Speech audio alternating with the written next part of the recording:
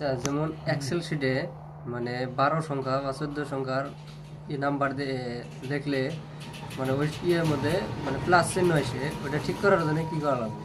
তার মানে তুমি বুঝতে পারতে চাও বা 1 থেকে 10টা বা 12টার উপরে হ্যাঁ, নাম্বার লিখলে আর তোমার টোটাল 12টা বা 16টা নাম্বার দেখা না, মাঝখানে প্লাস চিহ্ন ওঠে, মাঝখানে ওটা ঠিক plus করা চিহ্ন। লাগে। তো হ্যাঁ, ঠিক আছে, যে 16টা নাম্বার লেখা হচ্ছে তুমি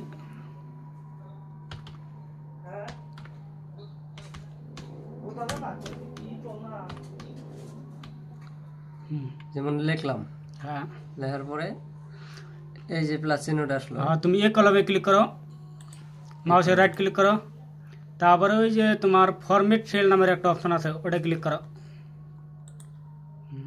তারপরে তোমার নাম্বার ক্লিক করো। ওখানে তোমার এই যে ডিসেম্বর এই বছরটা যাচ্ছে না, অনেক 2 আছে, 0 করে দাও।